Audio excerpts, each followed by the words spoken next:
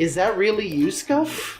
Yes, I'm back from the Merry of Lands. Ah, thank goodness. I was running out of ways to censor your name.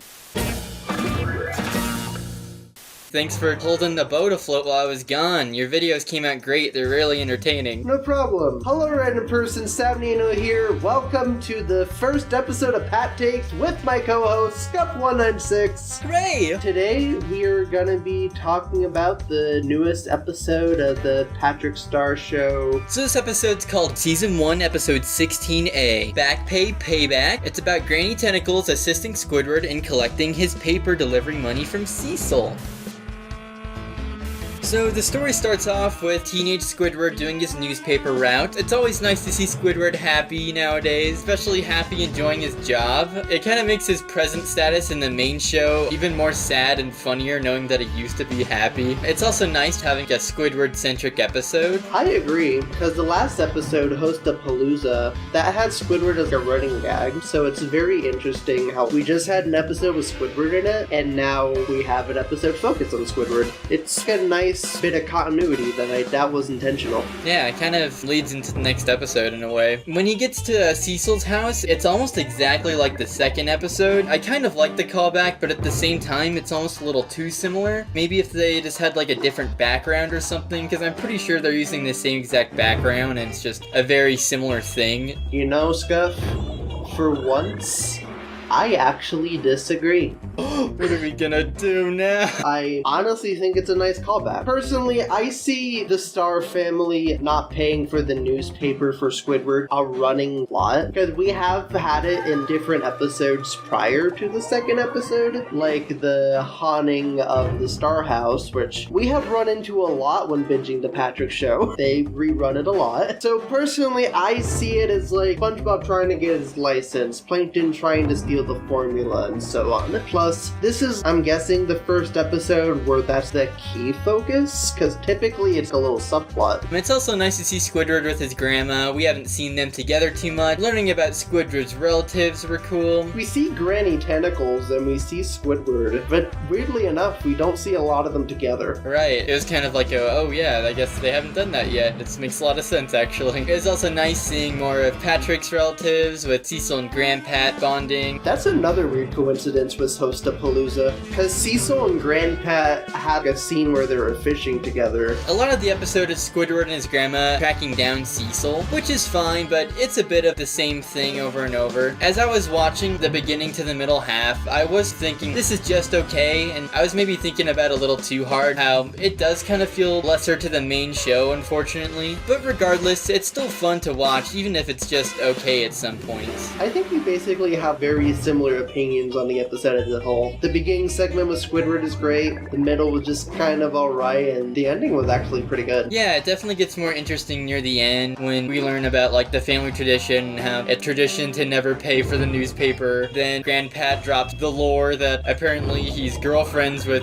Squidward's grandma, which made us think that it was going to focus on that more later in the episode, but they don't really interact directly, if at all. Yeah, they just kind of name dropped that. It was teased in mid-season finale, but maybe they'll reference it later. It would be cool to see a Grandma Tentacles and Grandpat episode. I really enjoy Grandpat. After chasing around each other, it ends with Squidward getting paid in fake paper-mache money. Then we realize the whole house is paper-mache, and Grandpat and Cecil fire a hose at it, and then they all get steamrolled into a newspaper together, which is a weird Patrick Show ending as usual, but I suppose that's creative and a good way to wrap things up. Honestly, I'm used to Patrick Show endings just being batshit insane. One last thing I do want to mention about the story. I wish the Star family was a lot more involved. Yeah, Patrick only shows up for 20 seconds. Patrick and Squidino only have a few moments, and I was really hoping Grandpat and Cecil would have more of a presence in the plot. Bunny only has like a scene in the laundry room, and that's about it. It's mostly just Cecil, Squidward, and Granny Tentacles, and that's it. And I think they could have gone a little crazier. Like, it's a nice dynamic shift, but I don't know. I kind of wish they did a little more. Yeah, I missed Patrick a little bit in this episode. I get it was a Squidward-centric episode, but Patrick is still the best part of the Patrick Show, and I want a little more of him sometimes. Same.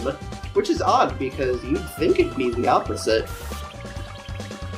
You know, it was great and smooth as always. I felt like it was the right amount of wacky. I like Cecil teasing Squidward in the window. That got a chuckle out of me. I love Squidward's limbs falling apart. Yeah. Just getting cut. It was fun how the book of Squidward's relatives came to life, as well as how Grandpa's family book also did the same thing later. And in that book of Squidward's relatives, we got a gangster Squidward relative. It's not implied either. They said the word gangster. It's only a matter of time before gangster SpongeBob is canon, guys. Don't give up hope. Please give us gangster SpongeBob. We got emo SpongeBob and Camp Coral. Now we need gangster SpongeBob. Let's make it happen, folks. Squidward's relative, who's a gangster, also had a binky for some reason and shot it into Squidward's mouth. That was kind of weird. Oh, this is very minor. Granny Tentacles' younger design is really cute. I like it. Oh, yeah.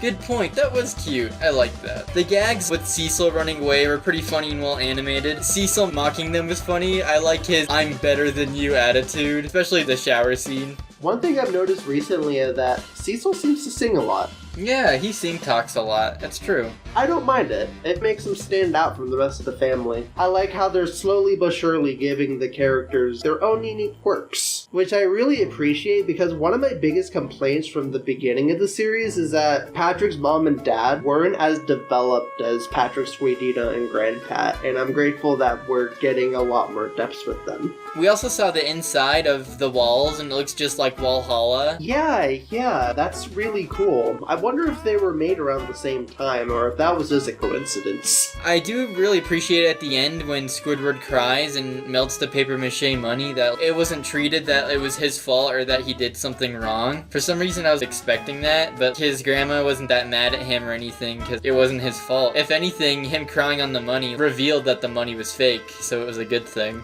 There was one gag where Granny Tentacles went, "Something's fishy's going on here," and the realistic fish head shows up and he was like, "Gee, I wonder why." He just like flies through the scene really quick. A very random joke.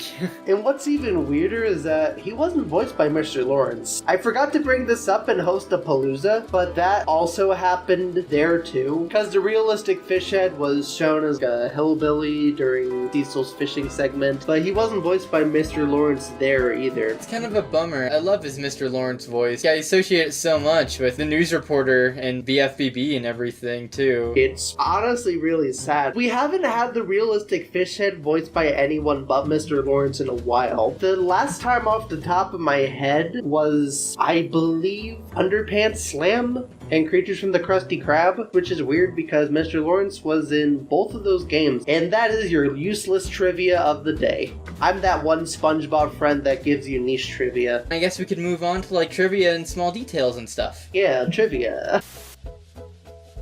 I'm kind of surprised they showed Squidward and his grandma get mixed in the washing machine, since Lilo and Stitch went out of their way to reanimate and censor them going into a washing machine because it can be an actual very dangerous thing in real life. Keep in mind, it's SpongeBob. I'm pretty sure Nickelodeon doesn't give a shit about the standards and practices as much when it comes to SpongeBob. Yeah, they definitely give it a lot of pass. Apparently, Grandpa is on Cecil's side of the family, which I thought was very interesting, because I believe for the entirety of the Patrick Star show, we never knew what side of the family Grandpa was on. It's nice seeing them bond more recently. Apparently this episode was delayed a lot, you're saying? Like it got replaced with Monster High and reruns and such? Yeah, it was replaced with Monster High. All 3 of these episodes were postponed by Monster High. If it's good enough to postpone the Patrick Star show, maybe I'm missing out. Got postponed by Secret Life of Pets and Host-a-Palooza, which was last week's episode. And they're still delaying Fitzpatrick, but